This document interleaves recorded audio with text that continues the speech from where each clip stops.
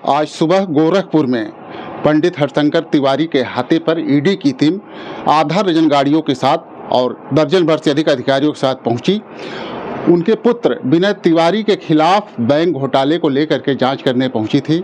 बताया जा रहा कि 1100 करोड़ रुपए का लोन लिया गया था या ओडी लिया गया था बैंक से गंगोत्री इंटरप्राइजेज के नाम से। उसमें से 1000 करोड़ के आसपास दूसरी कंपनियों में भेज दिया गया था।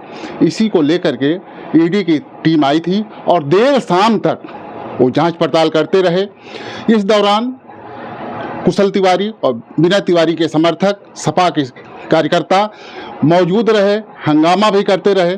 देर शाम जब ईडी की टीम चली गई तो कुशल तिवारी ने भाजपा सरकार पर आरोप भी लगाए। उन्होंने कहा कि जैसे जैसे चुनाव नज़दीक आ रहा है भाजपा सरकार अन्य दल के कार्यकर्ताओं को परेशान कर रही है और भाजपा सरकार को सपा की प्रत्याशी काजल निषाद ने भी कटघरे में खड़ा किया। आइए हम आपको पूरा दिखाते हैं कि किस तरह से सिलसिलेवार शुरू से हंगामा होता रहा। सपा कार्यकर्ता हंगामा करते रहे, वो भी मीडिया के सामने आए और कैसे कैसे बातचीत हुई। सुबह 5 बजे से ईडी की कार्रवाई आपके आवास पर चल रही थी, आपको अपने कस्टडी में ली थी, क्या कहेंगे? अब तो आप लोग देख रहे हैं कैसे चुनाव जैसे नजदीक आ रहा है, दबाव बना करके इस तरह की साजिशें रची जा रही है। क्या लग रहा है आपको? अब जो मुकदमा कोर्ट में है और उसमें कोर्ट से बड़ा मतलब तो कोई अथॉरिटी होती नहीं है और उसके बाद भी इस तरह की कार्रवाई की जाए तो और इतनी देर तक उन्होंने कार्रवाई की, कहीं कुछ नहीं मिला उनको। क्या लग रहा है ये आप पर प्रेशर डाला जा रहा है? ये राजनीति, ये कार्रवाई राजनीति से प्रेरित कार्रवाई है और इस तरह की राजनीति संदेश देना चाहते हैं? राजनीति में इस तरह की कार्रवाई निंदनीय है। ऐसी कार्रवाई नहीं होनी चाहिए। ऐसा दबाव बना करके कहीं राजनीति में ऐसा कभी नहीं हुआ है। क्या लग रहा है कि आगे और कार्रवाई लोग करेंगे? आगे कार्रवाई की बात हम कैसे बता सकते हैं? तो छापेमारी करना सरकार जो ये कर रही है ये दबाव में कर रही है और ये नाजायज है। इस तरह का चुनाव के समय में आज तक जो मुकदमा न्यायालय में लंबित है, चल रहा है, उस पर रोज सुनवाई हो रही है।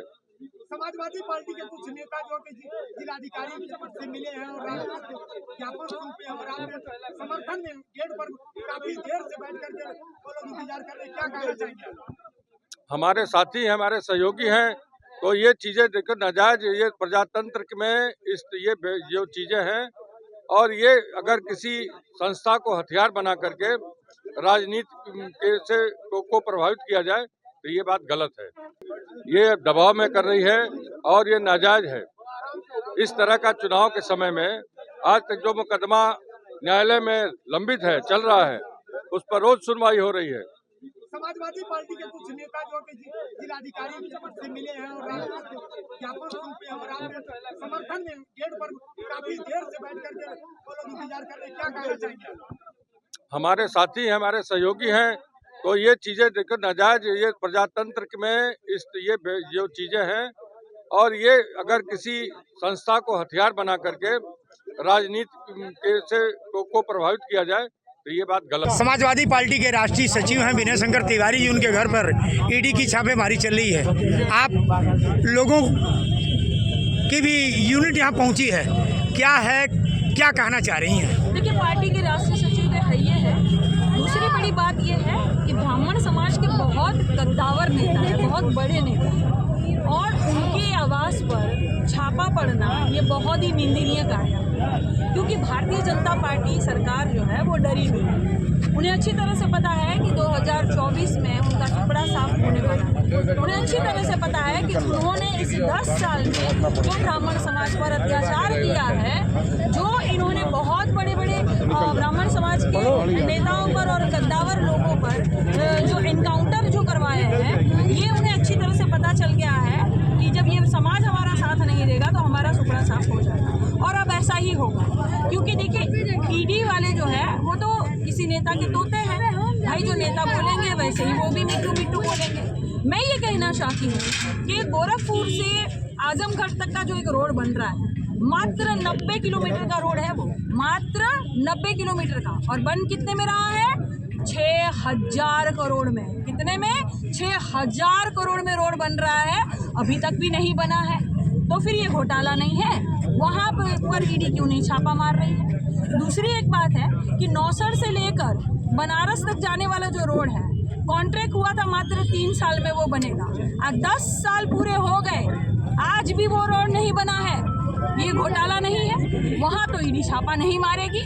और दूसरी बात ये है कि इतने बड़े बड़े गोरखपुर में मॉल बन रहे हैं, किसके इशारों पर बन रहे हैं? शॉपिंग मॉल जो इतने बड़े बड़े बन रहे हैं, इतनी बड़ी बड़ी कॉलेज बन रही है, कहाँ से ये पैसा आ रहा है? वो जो 6,000 करोड़ मात्र 90 किलोमीटर के रोड के लिए जो पारित हुआ था, कहीं वो पैसा से तो नहीं बन रहा है? कहीं ये घोटाला तो नहीं है? क्या ये लग रहा है कि द्वेष भावना बस हो रहा है? छापा नहीं मारेगी।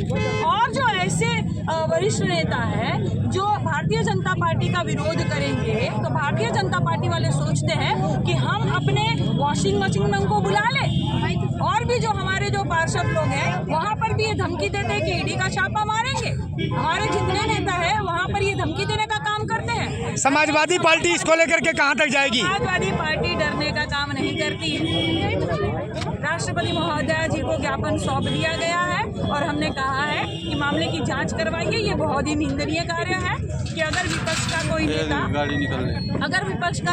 आपके खिलाफ आवाज उठाएगा, कोई पत्रकार आपके खिलाफ आवाज उठाएगा, कोई सोशल एक्टिविस्ट आवाज उठाएगा, तो आप ईडी का छापा मारेंगे, आप अकाउंट बंद करने का काम करेंगे।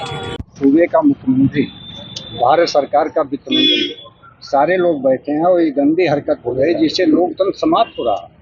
और इस गंदी हरकत से कहीं भी मनोबल इस परिवार का कभी दबेगा नहीं। जनता आपके साथ और उसका डट करके भी मुकाबला करेगा। अच्छा, हरिशंकर तिवारी जी रहे हैं तो कोई भी सरकार होती थी तो कैबिनेट मंत्री का दर्जा मिलता था, एक सम्मान भी जुड़ा हुआ था। तो क्या लगता है, विनय शंकर तिवारी जी पूर्व विधायक भी रहे बसपा से, समाजवादी पार्टी के बड़े नेता भी हैं, तो क्या मानते हैं इसे? देखिए स्वर्गीय पंडित हरिशंकर तिवारी, प्रदेश में कोई भी सरकार होती थी तो विकास के लिए, स्थायित्व के लिए उसके साथ उसके समर्थन में खड़े होते हैं। और ये ईडी की जो आज छापेमारी हो रही है, ये राजनीति से प्रेरित है। चुनाव आने वाला है, गोरखपुर जनपद में अगर कोई विपक्ष है तो माननीय भीष्म शंकर तिवारी और कुशल तिवारी, विनय तिवारी। अगर ये लोग भारतीय जनता पार्टी के आगे घुटना टेकते हैं तो गोरखपुर से विपक्ष समाप्त हो जाएगा।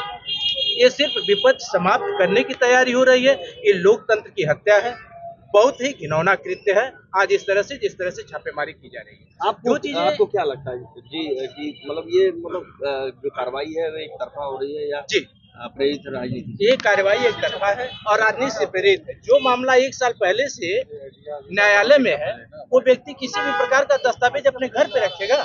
ये ईडी की कार्रवाई उनके समर्थकों को दूर करने के लिए, उन्हें घुटना टेकने के लिए मजबूर कर रही है। लेकिन ये तिवारी परिवार आज तक कभी भी घुटना नहीं टेका है और घुटना नहीं टेकेगा।